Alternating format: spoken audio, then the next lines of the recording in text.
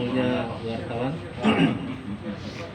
Assalamualaikum warahmatullahi wabarakatuh. Selamat siang, salam sejahtera untuk kita semuanya. Om Swastiastu, Namo Buddhaya.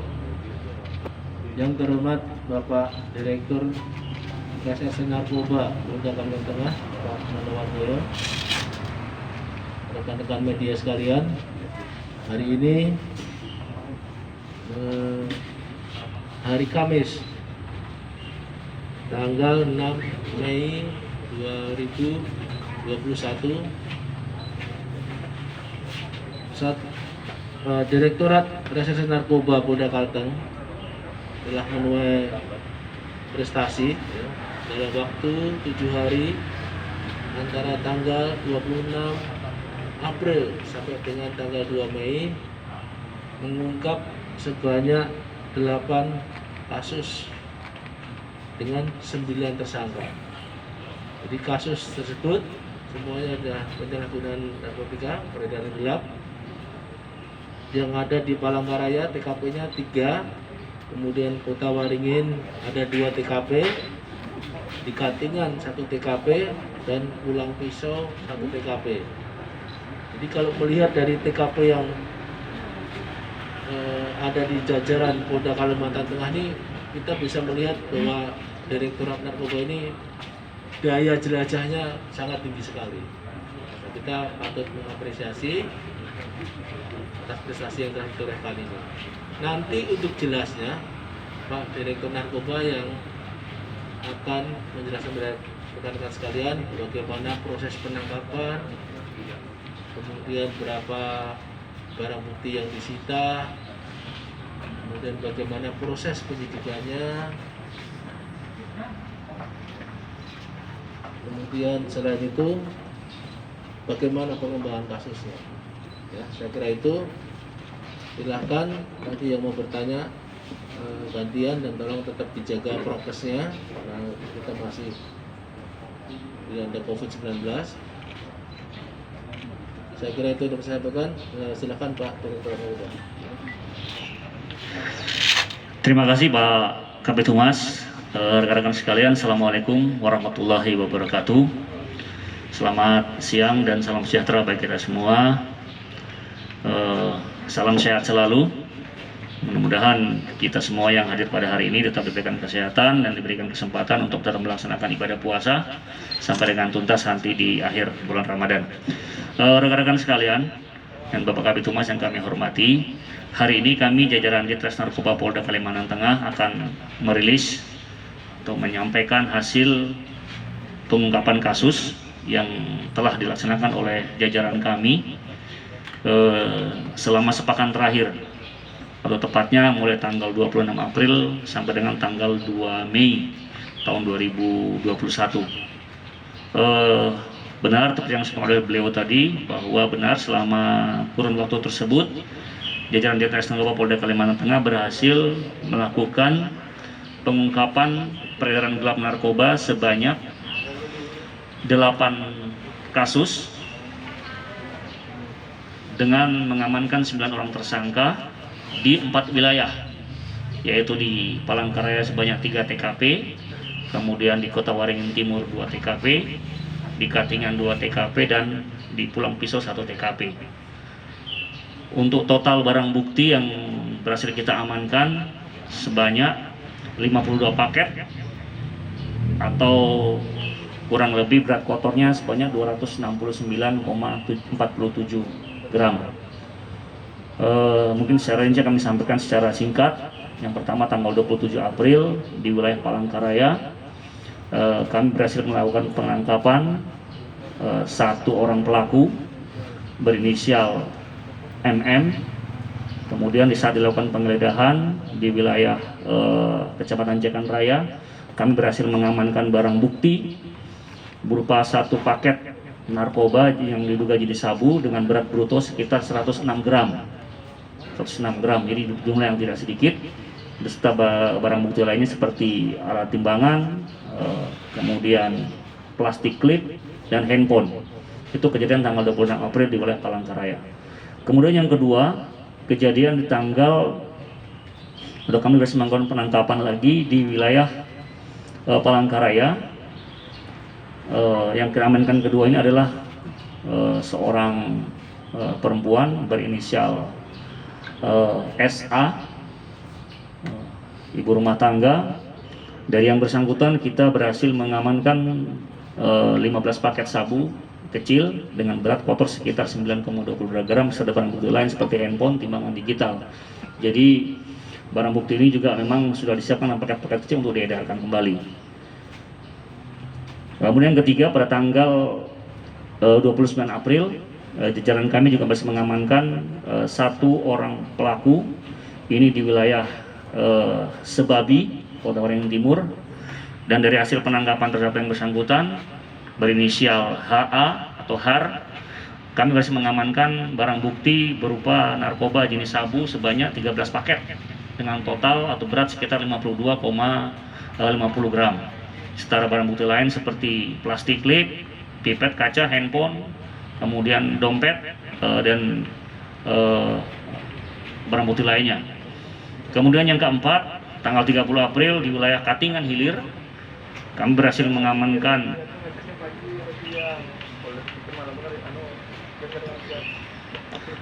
satu orang tersangka berinisial AR, dan dari hasil penangkapan tersebut kami berhasil mengamankan barang bukti 4 paket kristal sabu seberat 10 gram. Kemudian yang kelima, dari TKP di wilayah Katingan, kami bisa mengamankan 1 orang pelaku, 2 orang pelaku berinisial HR dan TR. Ya. Dari kedua tersangka kami berhasil mengamankan barang bukti sabu sebanyak 10,13 gram, handphone dan tas merah. Kemudian yang keenam, kami juga berhasil mengamankan 1 orang pelaku dengan barang bukti yang berhasil kami sita sebanyak 10 gram atas nama tersangka berinisial M, dengan barang bukti sebanyak 10 gram, kemudian ada handphone dan 1 buah pembungkus plastik warna hitam. Kemudian yang ketujuh, kita berhasil mengamankan 8 paket narkotika dari tersangka berinisial SU di wilayah Palangkaraya di Jekan Raya di Tunggal, dan berhasil mengamankan 8 paket sabu sebanyak 46,97 gram. Kemudian ada timbangan mini, handphone, dan plastik. Yang terakhir, pada tanggal 2 Mei, tanggal 29 April yang dilakukan tanggal 2 Mei, kami bisa mengamankan 1 orang tersangka berinisial SM dengan barang bukti berupa 5 paket sabu dengan berat sekitar 22,23 gram. Kemudian ada handphone, ada timbangan digital, dan uang tunai sebesar Rp3.290.000. Jadi dari hasil penangkapan terhadap 9 orang pelaku dari 8 kasus ini, semuanya dikategorikan sebagai pengedar, rekan-rekan. Jadi sebagai pengedar, artinya mereka dapat barang dari orang yang mereka sudah kenal sebelumnya, kemudian barang dikirimkan melalui kurir atau orang yang disuruh, diambil di satu tempat, kemudian saat diambil, kemudian barang-barang tersebut akan dijual kembali,